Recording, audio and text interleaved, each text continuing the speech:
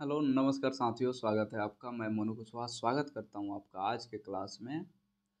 और आज जो हमारा शिक्षा मनोविज्ञान में एजुकेशनल साइकोलॉजी में जो है चैप्टर नंबर 21 होने वाला है, जिसमें हम पढ़ेंगे। चैप्टर का नाम होगा शैक्षिक प्रौद्योगिकी और कार्यक्रमित सीखना, educational technology and programme learning.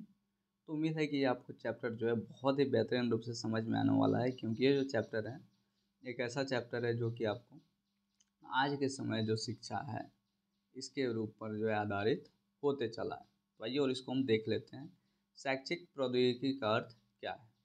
तो एक लम्सडेन मनोवैज्ञानिक थे, उन्होंने 1964 में इसकी व्याख्या की और उन्होंने जो है इसको दो तौर दो दो भागों में बांटकर और इसे समझाने का प्रयास किया है। पहला है अध्यापन साधन मुखी परिभाषा और दूसरा है समस्या मुखी परिभाषा। तो अध्यापन साधन मुखी परिभाषा जो है, इस परिभाषा के अनुसार शैक्षिक जो है प्रौद्योगिकी का अर्थ जो है ये इंजीनियरिंग अथवा जो है प्रौद्योगिकी के जो है सिद्धांतों के इस्तेमाल और उन यंत्रों में करना है जिसका उपयोग जो है शिक्षक अपने कक्षा में अपने अध्यापन को जो है अधिक उन्नत बनाने में करते हैं। और यह परिभाषा वास्तव में जो है यांत्रिक उपागम पर आधारित है। और इस परिभाषा में जो है अध्ययन को प्रभावी बनाने के लिए श्रव्य चाक्षुष उपकरण यानी ऑडियो विजुअल एड्स के बल पर उपयोग किया जाता है, जैसे फिल्म प्रोजेक्टर आदि का जो है इस्तेमाल करके। आजकल तो जितने भी शिक्षक पढ़ाते हैं वो ज़्यादातर प्रोजेक्टर या फिर जो है वो स्मार्ट बोर्ड से पढ़ाते हैं, तो वहाँ पे सारी चीज़ें दिख जाती है सामने। इसके बाद दूसरा नंबर है, या फिर जैसे माना जा सकता है कि इस व्यवस्था से जो है वर्ग अध्यापन बहुत हद तक जो है यांत्रिक यानी मैकेनिकल बन जाता है। इसके बाद दूसरा नंबर है समस्या मुखी परिभाषा, प्रॉब्लम ओरिएंटेड डेफिनेशन। और इस परिभाषा के अनुसार जो है शैक्षिक प्रौद्योगिकी का जो है तात्पर्य कक्षा में जो है अध्यापन संबंधी समस्याओं के समाधान हेतु वैज्ञानिक सिद्धांतों एवं बल के जो है उपयोग से। रेबर ने 1995 में कहा, प्रौद्योगिकी का जो है तात्पर्य संस्कृति के उस पक्ष से है जो क्रमबद्ध अनुसंधान परिणाम एवं कार्य विधियों के सिद्धांतों का उपयोग जो है समस्याओं की पहचान एवं इनके साधन करता है। यानी कि technology refers to that aspects of a culture which applies the findings procedures and principles of जो systematic investigation into the identification and solution of problems. तो इस प्रकार जो है यह स्पष्ट हो जाता है कि जो दोनों परिभाषाएं अभी हमने पढ़ी, जिसमें जो है अध्यापन साधनमुखी परिभाषा और दूसरा है समस्यामुखी परिभाषा, इसका जो है ये शिक्षा के क्षेत्र में प्रौद्योगिकी का उपयोग पर जो है क्रमशः अध्यापन साधन और शैक्षिक समस्या समाधान के रूप में जो है ये बल देती है। और ये दोनों शिक्षण अध्यापन को जो है सफल और प्रभावी बनाने के लिए आवश्यक है। इसके बाद जो है शैक्षिक प्रौद्योगिकी का जो है महत्व क्या है, आइए और देख लेते हैं। पहला नंबर है, स्किनर ने जो है शैक्षिक प्रौद्योगिकी के महत्व के योगदान की चर्चा करते हुए कहा है कि इससे शिक्षकों को अपने अध्यापन कार्य में जो है काफ़ी सहायता मिलती है।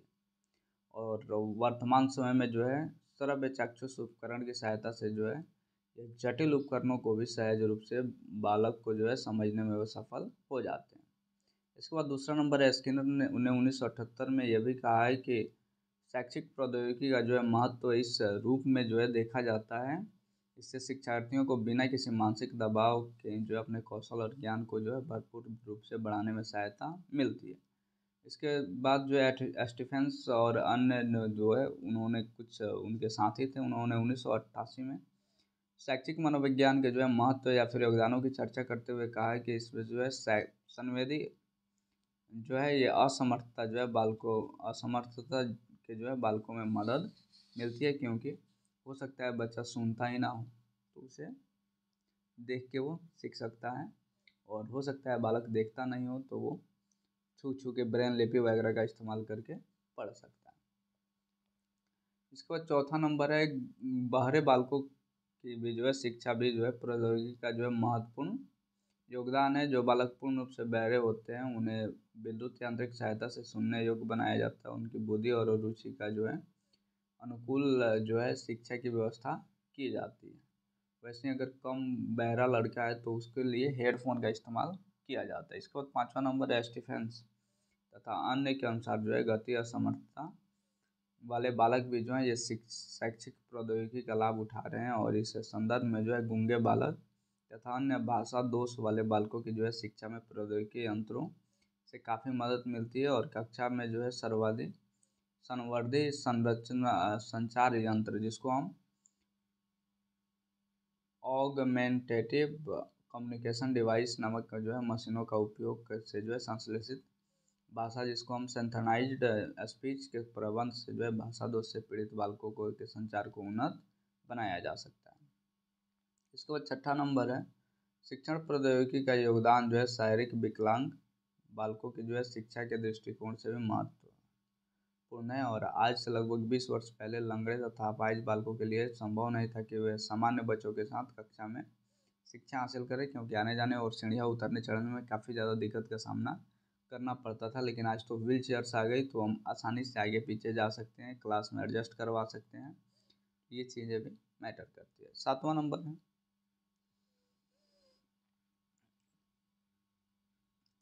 शैक्षिक प्रौद्योगिकी का जो है महत्व एक कार्यक्रमित सीखना के जो है संदर्भ में काफ़ी महत्वपूर्ण है और सीखना को सफल बनाने में जो है ये प्रौद्योगिकी का योगदान जो है सबसे अधिक है। रेबर ने 1995 में कहा कि कार्यक्रमित सीखना प्रक्रिया में जो है मशीन एवं अन्य यंत्रों का प्रयोग जो है प्रौद्योगिकीय साधन के रूप में किया जाता है। इसके बाद है प्रोग्राम्ड लर्निंग जिसको हम कार्यक्रमित सीखना कहते हैं। और कार्यक्रमित सीखना का अर्थ जो है ये वह प्रशिक्षण क्रिया है जिसमें जो है बालक किसी विषय के जो है एक विशेष प्रोग्राम के तहत सीखता है और इस तरह के शिक्षण में जो है उस विषय को जो है छोटे छोटे चरणों में विभाजित करके और एक करके बालकों को सिखलाया जाता है। कार्यक्रमित शिक्षण की विशेषता इसके आलोक में आर्मरोड ने जो है परिभाषित किया है 1995 में। और आर्मरोड ने कहा है कि कार्यक्रमिक शिक्षण में जो है विद्यार्थी सावधानी पूर्वक अनुक्रमित छोटे छोटे खंडों में विभाजित किसी स्वतंत्र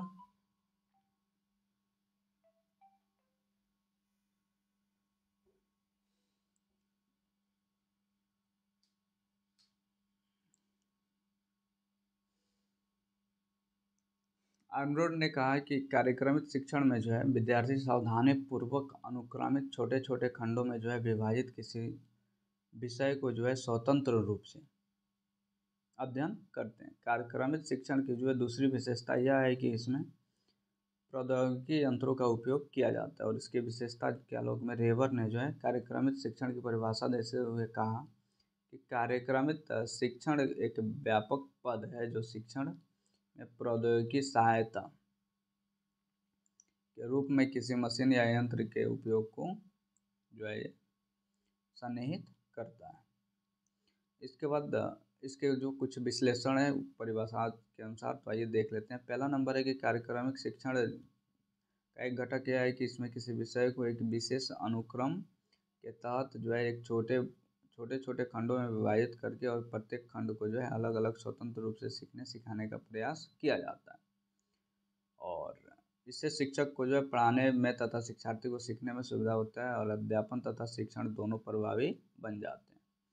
इसके बाद दूसरा नंबर है कार्यक्रमित शिक्षण की जो है दूसरी विशेष या फिर संगठक जो है यह है कि इसमें जो है प्रौद्योगिकीय यंत्रों का उपयोग किया जाता है जिससे सीखने सिखाने की प्रक्रिया अधिक सरल बन जाती है और संवेदी तथा जो है गति असमर्थता वाले बालकों की शिक्षा भी जो है वो संभव हो पाती है। इसके बाद कार्यक्रमित जो है शिक्षण की कार्यविधि पहले चरण में जो है पढ़ाए जाने वाले पाठ या विषय को कई छोटे छोटे खंडों में विभाजित किया जाता है और विभाजन करते समय सावधानी बरती जाती है कि वे पाठ का विश्लेषण अनुक्रमित ढंग से कर सके। उसके बाद दूसरा नंबर है कि दूसरे चरण में जो है विषय या फिर पाठ को छोटे छोटे खंडों में समान गति से बालकों को दिखलाया जाता है। इसके लिए अध्यापन मशीन का उपयोग यानी टीचिंग मशीन का उपयोग किया जाता है। इसकी सहायता से जो है पाठ में विभिन्न खंडों को जो है समान गति से यथार्थ रूप में जो है प्रस्तुत करना संभव होता है, और इस तरह की मशीन का निर्माण जो है सिडनी और स्किनर आदि के द्वारा किया गया था। तीसरे चरण में जो है विद्यार्थी द्वारा जो है पाठ के प्रत्येक खंड के प्रति दिए गए उत्तरों को जो है ठीक ढंग से संश्लेषण किया जाता है। चौथे नंबर है कि कार्यक्रमित शिक्षण का निर्देश।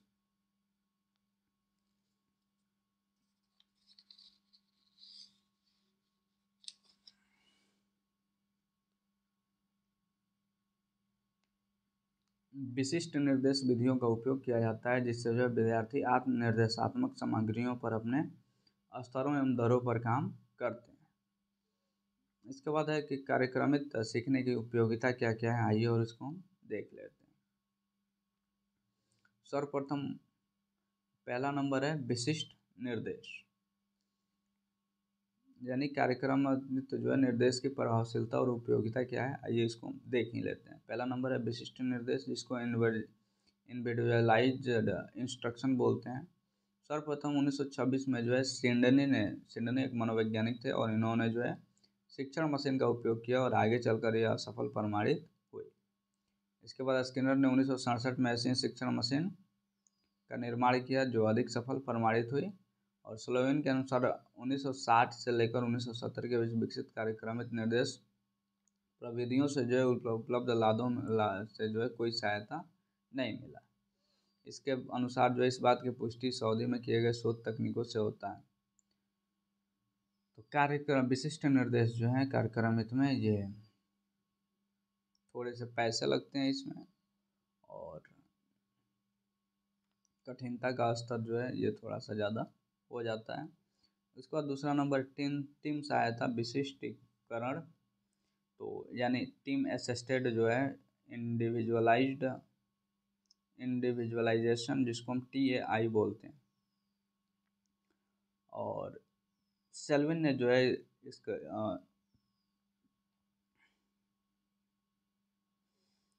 विशिष्ट निर्देश की जो है समस्या, जैसे छात्रों की जो है प्रेरणा में कमी होना और शिक्षकों के अध्ययन से जो है अधिक सामग्रियों की जांच व्यवस्था करना, निर्देश गुण में गड़बड़ी होना आदि जो है समस्याओं के निदान हेतु जो है टीम सहायता विशिष्टीकरण को विशिष्ट जो है ये विकसित किया, जिससे जो है समस्या समाधान में काफ़ी ज़्यादा मदद मिली है।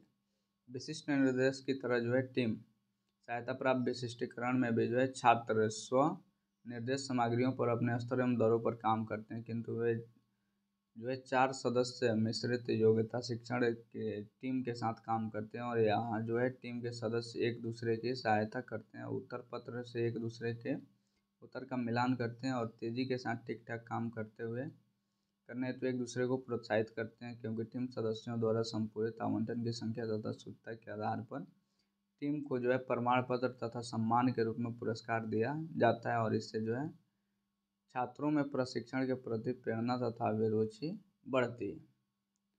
और इस संदर्भ में किए गए शोधों के जो है परिणामों के आलोक में विशिष्ट निर्देश की जो है तुलना में टीम सहायता जो है विशिष्टीकरण यानी TI काफ़ी प्रभावी और लाभप्रद साबित हुआ। विशेष रूप से गणित उपलब्धियों में जो है विद्यार्थियों को जो है अधिक लाभ मिला है। इसके बाद एक कंप्यूटर सहायता प्राप्त निर्देश, CAI बोलते हैं, कंप्यूटर असिस्टेड इंस्ट्रक्शंस।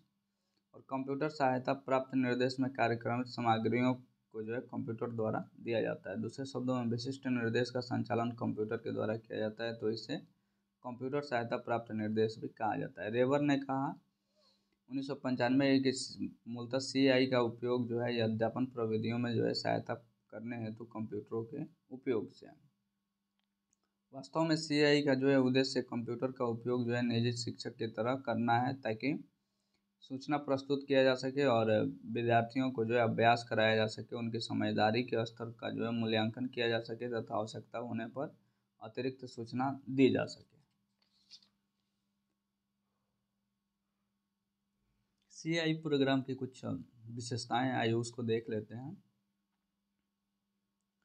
पहला नंबर है इसमें जो है संरचित पाठ्यक्रम का उपयोग किया जाता है। दूसरा नंबर है कि विद्यार्थियों को जो है उनकी अपनी गति से काम करने दिया जाता है। और तीसरा नंबर है यहाँ विद्यार्थियों को बार बार नियंत्रित पुनर्निवेश तथा पुनर्बलन दिया जाता है। चौथा नंबर है कि यहाँ विद्यार्थियों के जो है निष्पादन का जो है मापन शीघ्रता से किया जाता है तथा उन्हें जो है निष्पादन के संबंध में सूचना दी भी जाती है कि वो कितना काम कर पाएँ। CAI के प्रकार हैं, तो आइए देख लेते हैं। पहला है ड्रिल अभ्यास प्रोग्राम। सेकेंड सेमेस्टर में मिला था ड्रिल, लेकिन वहाँ पे समझ में नहीं आया था कि ड्रिल अभ्यास प्रोग्राम क्या होता है। तो आइए यहाँ पे हम समझ लेते हैं कि ड्रिल अभ्यास प्रोग्राम होता क्या है। इस प्रकार के कंप्यूटर का जो है प्रोग्राम बड़े पैमाने पर किया जाता है और जो है CBT एग्जाम से इसी के तौर पे किए जाते हैं। इसका उद्देश्य जो है कौशल तथा ज्ञान का अभ्यास करना है तथा विद्यार्थी उन बातों को याद करके और उनकी जो है शिक्षा उन्हें दी गई है। इस कार्यविधि में इसकी जो है कार्यविधि कुछ ऐसे होती है कि विद्यार्थी एक ग्रंथकार या पुनरावृत्ति करते हैं, फॉर्मेट या फिर जो है रिपीटेशन करते हैं, जिससे कंप्यूटर किसी अभ्यास को प्रस्तुत करता है और विद्यार्थी एक प्रतिक्रिया में टाइप करता है और यदि उत्तर सही होता है तो कंप्यूटर इसकी सूचना देता है। ड्रिल अभ्यास प्रोग्राम कौशलों के निर्माण में काफ़ी सक्षम है, लेकिन इसके जो है द्वारा केवल निम्न स्तर के जो है कौशलों का वो निर्माण हो पाता है, एडवांस लेवल का नहीं। इसके बाद है ट्यूटोरियल CAI प्रोग्राम।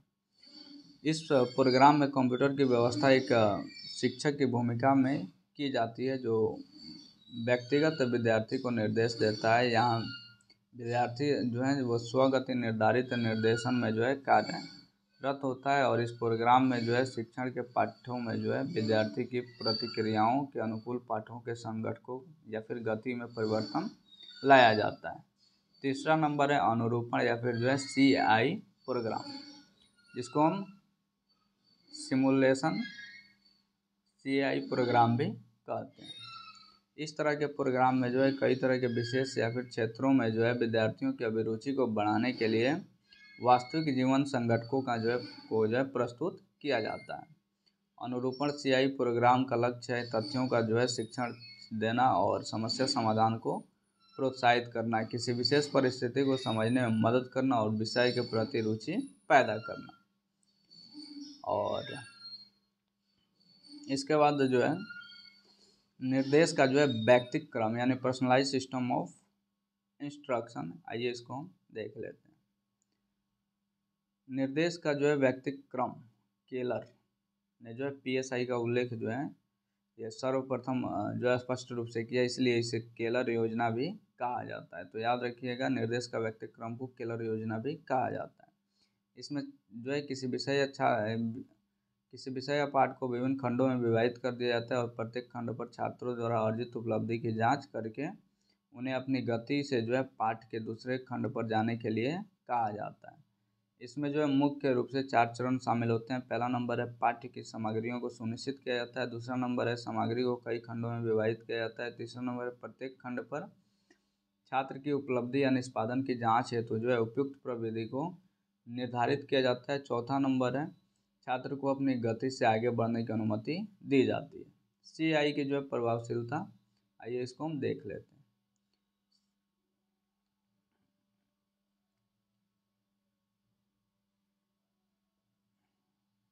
CAI निश्चित रूप से छात्र उपलब्धियों को जो है बनाने में उन्नत है, लेकिन हमेशा नहीं। अध्ययनों से पता चलता है कि CAI प्रायः वहाँ प्रभावी और लाभप्रद होता है जहाँ इसके उपयोग की जो है नियमित कक्षा निर्देश के अतिरिक्त किया जाता है। जब CAI का उपयोग कक्षा निर्देश के विकल्पी प्रविधि के रूप में किया जाता है तो इसका उपयोग जो है निम्न बन जाता है। CAI से जो है प्राप्त उपलब्धि के साथ एक कठिनाई यह भी है कि बहुत समय बीतने के साथ घटती जाती है और एक अध्ययन में डोनाल्ड ने जो है पाया कि CAI के उपयोग से प्रथम वर्ग के लाभान्वित छात्रों की जो है गणित उपलब्धि काफ़ी बढ़ गई, परंतु दूसरे वर्ष में यह वृद्धि समाप्त हो गई। कंप्यूटर प्रोग्रामिंग का अर्थ है कंप्यूटर को शिक्षा देना, न कि जो है इसके द्वारा स्वयं सीखना। इसे जो है कंप्यूटर साक्षरता कह सकते हैं और ऐसा करने से बच्चों की उपलब्धि और समस्या समाधान योग्यता में वृद्धि होती है। स्लीवन ने जो है ये कंप्यूटर प्रोग्रामिंग का मूल्यांकन करते हुए कहा है कि यह उच्च विद्यालय के ऐसे छात्र या छात्राओं के लिए उपयोगी है जो तकनीकी अध्ययनों या पेशे में जो है वो अधिक रुचि रखते हैं। और आर्मरोड ने यहाँ तक कहा है कि शोध अध्ययनों से इस बात की पुष्टि होती है कि कंप्यूटर के माध्यम से दिया गया जो कार्य है एक क्रमित निर्देश एक प्रभावी निर्देशन प्रविधि होता है। तो CAI हमेशा पूछेगा और एग्जाम में पूछेगा ही पूछेगा, थोड़ा सा याद रखिएगा। ये बहुत ही बेहतरीन चैप्टर था और थोड़ा बड़ा चैप्टर तो नहीं था, लेकिन फिर भी उम्मीद है कि आपको बहुत ही यहाँ से सीखने को मिला होगा। शैक्षिक प्रौद्योगिकी तथा जो है कार्यक्रमित सीखना। इसके बाद जो नेक्स्ट चैप्टर है स्मरण और विस्मरण है, इसके बारे में सेकेंड सेमेस्टर में पढ़ चुके हैं, लेकिन वहाँ पे बेसिक लेवल पढ़े थे। यहाँ पे जो है हम एडवांस लेवल को पढ़ेंगे।